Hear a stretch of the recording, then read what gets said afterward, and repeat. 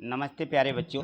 तो आज हम इस वीडियो के माध्यम से कक्षा 7वीं की गणित को एड ग्रेड अभ्यास पुस्तिका के माध्यम से समझेंगे और इस एड ग्रेड अभ्यास पुस्तिका में इसको भर भी लेंगे।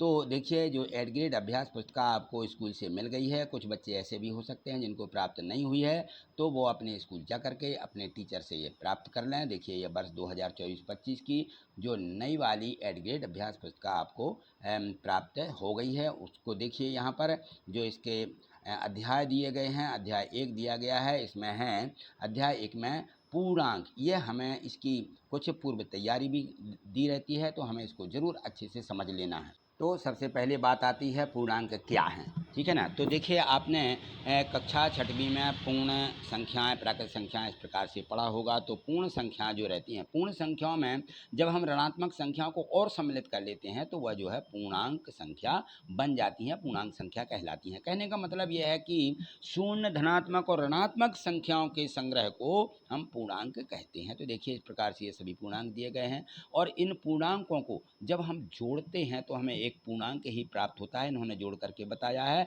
तो पूर्णांकों के योग के लिए इनका व्यवकलन के अंतर्गत ये जो है, इनमें समृद्ध गुण होता है। तो देखिए, पूर्णांकों का जो योग है, योग के अंतर्गत समृद्ध गुण है, क्योंकि दो पूर्णांकों को जोड़ने पर हमें एक पूर्णांक संख्या प्राप्त हो जाती है। चलिए, इसी प्रकार से इसका अंतर देखें तो अंतर में इसमें है कि जब एक पूर्णांक को दूसरे पूर्णांक में से घटाते हैं तब हमें एक पूर्णांक ही प्राप्त होता है। तब भी हम इसको कहेंगे कि ये जो है व्यवकलन यानी घटाने के अंतर्गत भी इसका ये समृद्ध गुण है, इसमें ये नियम लागू होता है।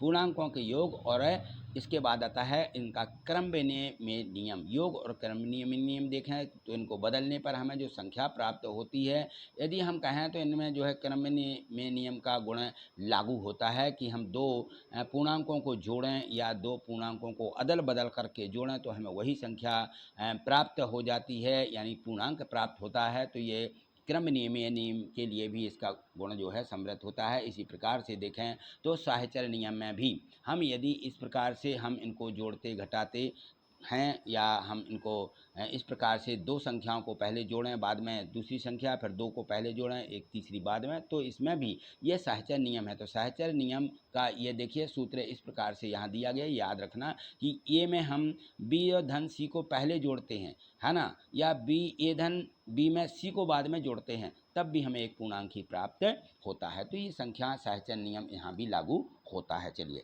आगे देखें तो इसमें जो अगले जो प्रश्न इसके दिए गए हैं, यहाँ पर देखिए, ये थोड़ी इसमें पहले से जानकारी रहती है। योज्य तत्समक क्या होता है? योज्य तत्समक हमेशा शून्य की ऐसी संख्या होती है जिसमें हम किसी संख्या को जोड़ते हैं तो हमें फिर से वही पूर्णांक प्राप्त होता है। तो योज्य तत्समक भी इनमें लागू होता है। पूर्णांकों का गुणन, यहाँ पर देखें तो जो गुणन तत्समक होता है वो भी इसमें लागू होता है। और यहाँ देखें, ये जो प्रॉपर्टी दी गई है कि हम धन का धन में गुणा करते हैं तो हमें धन ही प्राप्त होता है, ऋण का गुणा करें तो धन प्राप्त होता है, या धन और ऋण का गुणा करें तो ऋण, और ऋण और धन का गुणा करते हैं तो हमें ऋण प्राप्त होता है। ये जो प्रॉपर्टी दी गई है ये बहुत अच्छे से आपको याद रखनी है। चलिए आगे देखिए, आगे जो इसमें प्रश्न दिए गए हैं, इस प्रकार से जोड़ना घटाना के प्रयास कीजिए कि हम यदि इनको घटाएं कि ऋण 15 में से ऋण 18 को क्या करना है, घटाना है। तो देखिए सभी ऋणात्मक है, तो ऋण जो घटाने में हमें इनका योज्य प्रतिलोम लिख लेना है।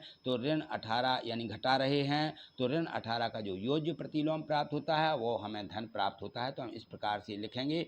यहाँ देखिए, ये हमने यहाँ पे देखो ऋण 15 लिखा और इसका जो योज्य प्रतिलोम है वो धन के रूप में बदल जाता है। योज्य प्रतिलोम, प्रतिलोम माने धन है, तो हम उसका ऋण कर देंगे, यानी जोड़ देंगे, जोड़ना है तो हम घटा देंगे, ठीक है ना। तो इस प्रकार से इसका योज्य प्रतिलोम क्या आ जाता है, धन के रूप में धन 18। तो धन 15 में धन हम क्या करेंगे, जोड़ेंगे, ठीक है। तो इसको 18 को हम ऋण 15 में जोड़ेंगे तो हमें प्राप्त हो जाएगा 3। तो इस प्रकार से हमारा यहाँ पे ये संख्या जो होती है एक दूसरे से घट जाती है, किससे, योज्य प्रतिलोम के माध्यम से। चलिए आगे देखें तो इसमें जो अगला प्रश्न इसी प्रकार से दिया गया था कि 35 ऋण ऋण 20, तो हमने अभी प्रॉपर्टी भी देखी है कि जब हम दो ऋण का आपस में गुणा करते हैं तो हमें धन प्राप्त होता है। कहने का मतलब ये है, यानी 35 में ऋण, ये ऋण ऋण का गुणा होगा तो धन प्राप्त हो जाएगा। तो यहाँ धन लिख दिया, 35 धन 20, यानी उत्तर आ जाएगा हमारा 55।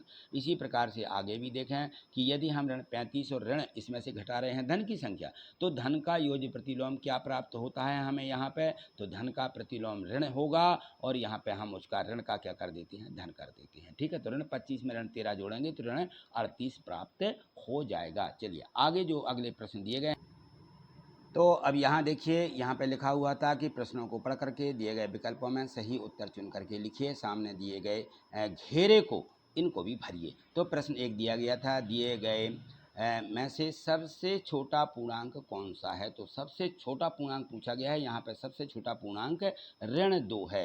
क्यों? क्योंकि हमारी जो संख्या रेखा है, संख्या रेखा पर हम इनको यदि प्रदर्शित करते हैं तो शून्य के बाईं ओर ऋण 1 होता है और उसके ओर आगे ऋण 2 होगा, फिर शून्य के दाईं तरफ 1 होगा, यानी एक घटते क्रम में सबसे छोटी संख्या ऋण 2 ही प्राप्त होती है। तो सबसे छोटा पूर्णांक क्या आ जाएगा, ऋण 2 आ जाएगा। चलिए अगला प्रश्न देखें। यहाँ देखिए पूर्णांकों के लिए योज्य तत्समक कौन सा है, तो शून्य योज्य तत्समक होता है, अभी हमने पढ़ा है पहले। और इसको देखिए प्रश्न क्रमांक 3 को, a भागित ऋण 1, इसका मान क्या होगा। यदि ऋण 1 का भाग देंगे तो ऋण a ही प्राप्त होगा, जो कि c में दिया गया है। यहाँ पे देखें ऋण 16 भागित 6 धन ऋण 2, तो 6 में से 2 घटाएंगे 4 मिलेगा, 4 का ऋण 16 में भाग देंगे, 4 चौके 16, ऋण के 4 प्राप्त होंगे, जो कि डी में दिया गया है। तो डी वाला ऑप्शन हम यहाँ पे इसको भर देंगे। ठीक, चलिए आगे देख, यहाँ देखिए तो इसमें यहाँ पे दिया गया है प्रश्न क्रमांक 5, और प्रश्न क्रमांक 5 में पूछा गया है कि यदि सोमवार को श्रीनगर का तापमान ऋण 3 अंश सेंटीग्रेड था और मंगलवार को तापमान 3 अंश से कम हो गया, तो मंगलवार को श्रीनगर का तापमान कितना होगा। अब यहाँ देखिए तो ये ऋण 3 अंश सेंटीग्रेड पहले से था और 3 और कम हो गया, यानी ऋण 3 माइनस में है, कम है, तो हम इसमें से 3 और कम करेंगे तो ऋण 3 अंश सेंटीग्रेड और आ जाएगा, तो 3 दूनी ऋण 6 अंश सेंटीग्रेड कम हो जाएगा। तापमान श्रीनगर का मंगलवार को जो तापमान होगा 3 और कम होने पर ऋण 6 अंश सेंटीग्रेड पर पहुंच जाएगा। डी वाला ऑप्शन इसका सही हो जाएगा। ठीक है, चलिए अगले जो प्रश्न है, यहाँ पर प्रश्न क्रमांक 6 दिया गया है। प्रश्न क्रमांक 6 में पूछा गया है कि एक ऐसा पूर्णांक युग्म में लिखिए जिसका योग ऋण 3 है। तो इसका देखिए ऋण 1 और ऋण 2 को, हम दोनों को पूर्णांकों को युग्म को जोड़ देते हैं तो ऋण 3 प्राप्त हो जाएगा। ऋण 1 और ऋण 2 बराबर ऋण 3, इनको जोड़ करके लिख दीजिए। एक ऋणात्मक पूर्णांक और एक धनात्मक पूर्णांक लिखिए जिनका अंतर ऋण 8 है।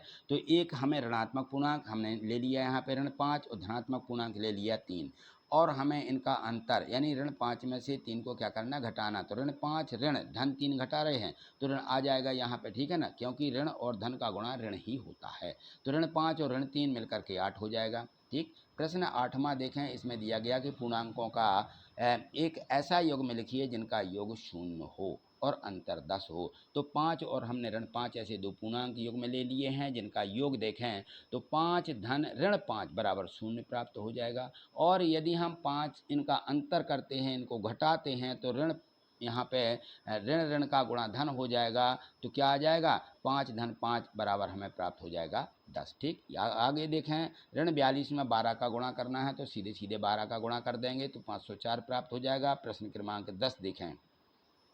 प्रश्न क्रमांक 10 में पूछा गया था कि ये जो किसी पूर्णांक x के लिए ऋण 1 और कोष्टक के बाहर x है, इसके समान क्या होगा। तो पूर्णांक x के लिए ऋण x बराबर ऋण x ही आएगा, इसके बराबर है, अतः ऋण x यानी ऋण 1 गुणित x बराबर ऋण x ही प्राप्त होता है। चलिए आगे देखें तो आगे इसका प्रश्न क्रमांक 11 दिया गया है और 11वें प्रश्न में पूछा गया है, यहाँ देखिए ये है कि यदि मान लीजिए दोपहर 12 बजे तापमान 0 से 10 अंश ऊपर था, यदि आधी रात यह 2 अंश सेंटीग्रेड प्रति घंटे की दर से कम होता जाता है, तो किस समय तापमान 0 से लेकर के 8 अंश सेंटीग्रेड नीचे होगा।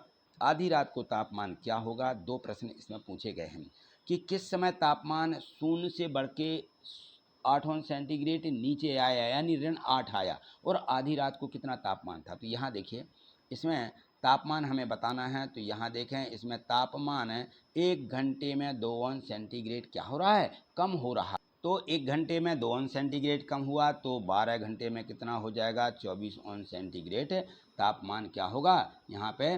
12 घंटे में 24 अंश सेंटीग्रेड तापमान यहाँ पे कम, ऋण 24 अंश सेंटीग्रेड, 2 कम हो रहा है ना, तो यहाँ ऋण लगा लीजिए, ऋण 24 अंश सेंटीग्रेड कम है। अतः आधी रात को तापमान हम किस में से घटाएंगे, क्योंकि हम 10 से चल रहे हैं, ऊपर 10 से, तो 10 में से ऋण 24 घटाएंगे, ऋण 14 अंश सेंटीग्रेड तापमान क्या हो जाएगा, कम हो जाएगा। आधी रात को तापमान ऋण 14 अंश सेंटीग्रेड पर पहुंच जाएगा। ये इसका पहले उत्तर हो जाएगा, किसका, आधी रात को तापमान। अब देखें यहाँ पे हमें बताना है कि 8 अंश सेंटीग्रेड का तापमान कब होगा, ऋण नीचे कब होगा। तो 5 घंटे में देखें तो हम यहाँ से आगे चलते हैं कि हम यहाँ नीचे आ जाएंगे, फिर 5 घंटे में शाम के 5 बज जाएंगे, तो तापमान कहाँ हो जाएगा, 0 अंश सेंटीग्रेड पर 5 बजे, शाम के 5 बजे तापमान कितना होगा, 0 अंश। अब यहाँ से आगे बढ़ना है शाम के 5 बजे से, तो अब यहाँ कहाँ तक जाना है, 8 अंश सेंटीग्रेड नीचे उतरना है। तो यहाँ देखिए 4 घंटे में 5 और 4 9 होते, 4 घंटे में कितना होगा, 8 अंश सेंटीग्रेड, 4 दूनी 8, 2 से कम हो रहा है, ठीक है ना। तो इस प्रकार से हमारा जो तापमान है वो 4 घंटे में कितना हो जाएगा, 8 अंश सेंटीग्रेड पर पहुंच जाएगा। यानी उसमें हम 5 बजे में 4 घंटे और जोड़ेंगे तो 5 और 4 कितना होगा, 9 बजे। 9 बजे तापमान, रात्रि के 9 बजे तापमान ऋण 8 अंश सेंटीग्रेड होगा। तो इस प्रकार इसकी हमें गणना करनी है। चलिए अगला प्रश्न दिया गया है, प्रश्न क्रमांक 12 के ऐसे 2 पूर्णांक लिखे हैं जो ऋण 3 से छोटे और जिनका अंतर ऋण 3 से अधिक हो। तो ऋण 4 तथा ऋण 5 ऐसे 2 पूर्णांक हमने ये ले लिए हैं कि ऋण 3 जो है ऋण 3 से छोटे हैं दोनों। क्यों छोटे हैं, देखिए ऋण 3 जो है बाएं तरफ जो हम संख्या रेखा इस प्रकार से खींच देते हैं, तो यहाँ मान लीजिए ऋण 3 है, तो इसके आगे ऋण 4 होगा, इसके आगे ऋण 5 होगा। ये 3 से क्या है, छोटे हैं, 3 इनसे बड़ा है, क्योंकि ऋणात्मक संख्याएं जितनी बड़ी होती उतनी ही छोटी होती हैं। अतः इन का अंतर देखें तो ऋण 4 और यहाँ पे ऋण में से ऋण 5 को हम घटा देंगे, ऋण 5 को 4 में से, तो धन का 1 प्राप्त हो जाएगा, क्योंकि ऋण का गुणा धन होता है। अतः 1 और ऋण 3 से 1 जो है ऋण 3 से अधिक है, अधिक वाला भी हमें लिखना था, तो 1 जो यहाँ पे प्राप्त हुआ है वो ऋण 3 से अधिक है। चलिए अगला प्रश्न देखिए, अगले प्रश्न 15 में यहाँ पे दिया गया है, प्रश्नों वाले एक टेस्ट में कितने 15 प्रश्न दिए गए थे। एक टेस्ट में 15 प्रश्न पूछे जा रहे हैं और इसमें प्रत्येक सही उत्तर पर 4 अंक दिए जा रहे हैं। यदि उत्तर सही निकलता तो 4, और यदि उत्तर गलत निकलता है तो 2 अंक उसमें से कम कर दिए जाएंगे। तो अब देखिए, एक लड़की रहती है गुरुप्रीति, सभी प्रश्नों को हल करती है, परंतु उसके उत्तरों में से केवल 9 सही उत्तर निकलते हैं। उसने कितने अंक प्राप्त किए, 9 बस उसके सही निकले, ये बात का हमें ध्यान रखना है। और प्रत्येक सही उत्तर पर कितने अंक मिल रहा है, 4 अंक मिल रहा है। तो अब देखिए उसके 9 उत्तर सही हैं, एक सही उत्तर के 4, तो 9 सही के 36 अंक मिल जाएंगे। लेकिन गलत कितने निकले, 15 में से 9 यानी उसके सही हुए, बाकी के गलत हुए। तो इस प्रकार से देखें, एक गलत उत्तर के ऋण 2 अंक होंगे, तो 15 में से 9 घटा दिया तो 6 उसके गलत हो गए। तो 6 दूनी 12, ऋण 12 अंक क्या हो जाएंगे, कम हो जाएंगे। 36 में से 12, उसको 36 अंक मिले थे, 12 अंक कम कर देंगे गुरुप्रीति के, तो 24 अंक उसे प्राप्त हो जाएंगे। ठीक है। अब पूछा गया है बावाले में कि उसके एक मित्र ने सभी प्रश्न हल किए जिसमें से केवल 5 सही उत्तर हैं, मित्र को कितने प्राप्त अंक हुए। तो यहाँ देखिए, अब हम उसको बावाले को यदि करेंगे तो 5 सही उत्तर के 5 चौके 20 अंक, और 15 में से आप 5 प्रश्न घटा देंगे तो 10 गलत उत्तर हो जाएंगे, जिसके ऋण 20 अंक हो जाएंगे। तो उसको 20 अंक तो मिले ही थे, 20 में से 20 ही घटा देंगे तो 0 अंक उसे मिल जाएगा। ये बावाला गुरुप्रीत का यहाँ पे यह बावाला हो जाएगा। ठीक है। चलिए, तो हमें इस प्रकार से इन प्रश्नों को समझना है। अगला प्रश्न देखिए, इसके बाद प्रश्न क्रमांक 14 दिया गया है। प्रश्न क्रमांक 14 में दिया है कि एक बहुमंजिला इमारत है। कैसी है, बहुमंजिला इमारत, यानी उसमें बहुत सी मंजिलें बनी हुई हैं। कितनी मंजिलें बनी हुई हैं, यहाँ उसकी संख्या दी गई है कि उसकी संख्या है 25 मंजिलें हैं, और प्रत्येक जो मंजिल है उसकी ऊंचाई 5 मीटर है। ज़मीन के नीचे भी 3 तल हैं, ज़मीन से लेवल से नीचे 3 है और प्रत्येक की ऊंचाई 5 मीटर, उनकी भी 5 ही मीटर है। तो इमारत की लिफ्ट 1 मीटर प्रति सेकंड की गति से चलती है। ये उसका नियम है कि 1 मीटर जाना है तो उसको 1 सेकंड लगेगा। तो एक व्यक्ति 50 मीटर की ऊंचाई से दूसरे मंजिल पर पहुंचना चाहता है तो उसे कितना समय लगेगा। अब देखिए ऊपर कहाँ से जा रहा है, इस प्रकार से आप बना सकते हो लाइन में कि ये ऊपर से कहाँ से जा रहा है, यहाँ से, यहाँ 50 मीटर ऊंचाई से यहाँ से उसको नीचे जाना है तो ज़मीन तल तक कितना आ जाएगा, ज़मीन तल तक आ जाएगा 50 मीटर, ठीक है ना, ज़मीन से। और कहाँ जाना, दूसरे मंजिल पर। यहाँ पे नीचे 3 मंजिल और हैं ज़मीन लेवल से, ये हो जाएगा फर्स्ट लेवल, ये उसका यहाँ से नीचे उतरेगा फर्स्ट, यहाँ से ये सेकंड। इस मंजिल तक उसे जाना है तो ज़मीन से नीचे 5 और 5 10 मीटर और उसे जाना होगा। तो 50 ये हो गए और 10 ये हो गए, कितना हो जाएगा, तो ये हो जाएगा 60। तो यहाँ मैंने लिख दिया कि प्रत्येक मंजिल की ऊंचाई 5 मीटर है, दूसरी मंजिल है ज़मीन से 2 × 5 यानी 10 मीटर पर है दूसरी मंजिल है, अतः है 50 मीटर धन 10 मीटर बराबर 60 मीटर, यह उसकी दूरी हो जाएगी। तो 1 मीटर में 1 सेकंड लगते तो 60 मीटर में 60 सेकंड, यानी उसे दूसरी मंजिल तक जाने में 1 मिनट लगेगा, 60 सेकंड यानी 1 मिनट, ठीक है। तो इसको इस प्रकार से यहाँ पे भर देना है। चलिए अगला प्रश्न देखिए,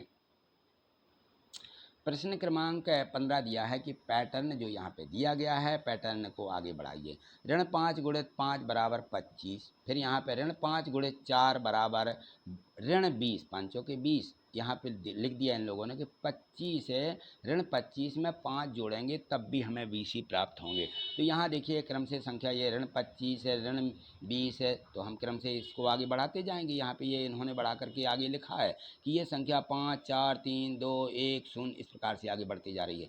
तो यहाँ ऋण 15 आ जाएंगे, ऋण 10 आ जाएंगे, ऋण 5 आ जाएंगे। इसी प्रकार से आपको इसको क्या करना है, पैटर्न को आगे लिखते जाना है। तो देखिए मैंने सभी पैटर्न आगे बढ़ाते हुए क्रमशः 0 0 के बाद 5 10 15 इस प्रकार से आ जाएगा। यहाँ देखें तो यहाँ पे 5 5 ये जुड़ रहे हैं, ऋण 20 आएगा, यहाँ पे ऋण 20 के बाद 25 के बाद 5 कम किए, 20 में से 5 कम करेंगे 15, 15 में से 5 कम 10, इसमें से 5 कम 5, इसमें से 5 कम तो 0, फिर 5, फिर 10, इस प्रकार से ये पैटर्न को हमें यहाँ पे भर देना है, ठीक। चलिए ये था हमारा यहाँ पे पैटर्न दिया गया था। तो ये जो प्रश्न आपको इसे अध्याय में दिए गए थे, सभी प्रश्न आपने अच्छे से समझ लिए होंगे। मुझे पूर्ण विश्वास है कि आपको समझ में आ गए होंगे। और यदि कहीं लगता है कि डाउट है तो आप ज़रूर कमेंट्स बॉक्स में कमेंट्स करिएगा, जिससे अगली वीडियो के माध्यम से ये सभी प्रश्न जो भी आपके डाउट होंगे वो आपको समझा दिए जाएंगे, ठीक है। तो मुझे पूर्ण विश्वास है कि आपको ये वीडियो पसंद आई होगी, तो ज़रूर आप लाइक करिएगा। और यदि मान लीजिए ये आगे इसी प्रकार के जो और भी हमें प्रश्न दिए गए हैं, बाकी के सभी अध्याय दिए गए हैं, यदि उनको आप समझना चाहते हैं तो वीडियो को लाइक करें और चैनल को सब्सक्राइब करके रखिए, जिससे आगे सभी वीडियो और नोटिफिकेशन आपको प्राप्त हो सके, ठीक। आज इतना ही, थैंक यू, धन्यवाद।